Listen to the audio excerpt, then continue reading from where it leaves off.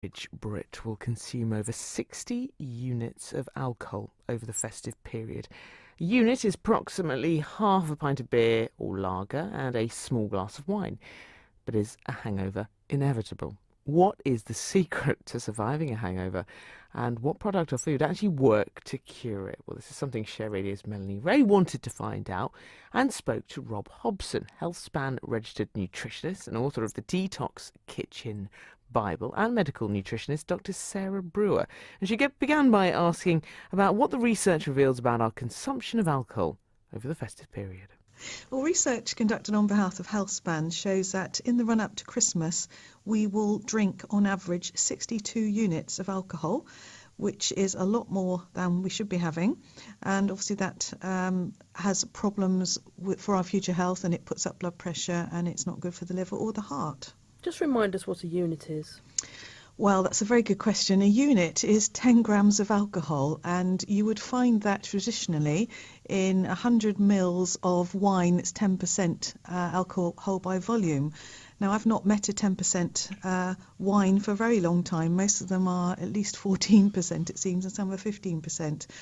But if you think that a 250 ml glass of wine of fairly standard sort of Australian strength will contain at least 3 units. A pint of beer will contain 2 units of alcohol at a minimum, and usually more. It's very easy to rack up more than we should. So we're looking really at half a pint of beer or lager and a small glass of wine, essentially. That's a unit. Some people might be misled by this unit because they might think, oh, it's a glass of wine or it's a pint of beer. So obviously more and more people are going to get hangovers. Tell me about the traditional things that people turn to cure a hangover. Well, I think everybody's got their own special way of trying to deal with a hangover. I think the effervescent tablets are very popular. They're a good way for people to rehydrate and to replace, say, vitamin C, which is lost when you drink. I think more foodie choices, people like a good greasy fry-up. Whether that is the best choice, it could sort of upset delicate stomachs, quite hard to digest. Another one I think is coffee. People think it's a good idea to load up on coffee, and even worse still, energy drinks. But again, these can upset an inflamed stomach. So I'd probably go for something light to eat, like eggs on toast. I'd probably go for, maybe a herbal tea or one of these sort of effervescent replacement sort of tablet drinks the next day. You've already mentioned this really, but I was going to ask about the hidden dangers in the hangover cures, and you've already said that some of them might upset stomachs. Well, the other danger is that they also contain high amounts of sodium, and a typical fizzy vitamin C tablet and even a soluble aspirin or a fizzy paracetamol will contain about 1 gram of salt equivalent per tablet. So if you're doing the plink plink fizz and having 2 of them, then you're getting 2 grams equivalent of salt, which is way too much. And the official NHS advice, in fact, is to avoid those fizzy tablets that do contain sodium. So you need to look around for one that's low sodium. Now, at the risk of sounding like the Christmas killjoy, it seems to me the best way of avoiding a hangover is to not drink too much. What tips can you give to people hoping to enjoy Christmas hangover-free? I think that you need to maybe do a bit of prep. So make sure that you eat before you go out. I think it's all too easy to sort of skip out the office and down to the pub and forget to eat, which is a bit of a recipe for disaster. Choosing something that's going to line your stomach, good source of protein, a good source of fat will do.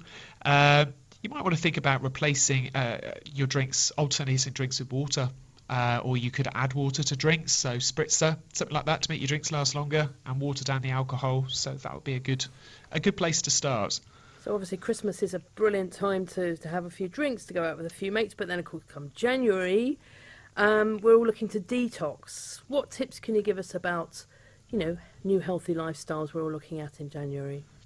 Well, I think the word detox is, I'm not sure how much I agree with that word per se, but definitely a health kick is always good. So getting your diet back on track, just following the basic guidelines, eat more fruits and vegetables, get a bit more fibre in your diet from whole grain carbs, some nice lean proteins, and just be a bit more mindful about what you're eating after the Christmas sort of binge.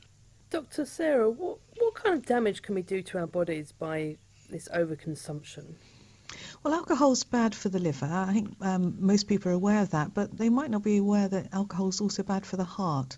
And if you binge drink and have more than 5 units in one go, you're actually significantly more likely to your heart's going to have a bad heart rhythm and could even stop altogether.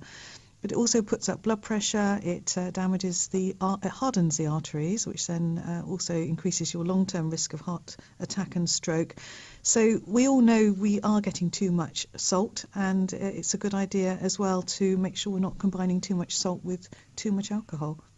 Okay, so where can people get more information about, research into hangovers and also healthy eating? Well, for general healthy eating advice, you can go to the nhschoices.co.uk website. For information about supplements that can help, then you can go to healthspan.co.uk.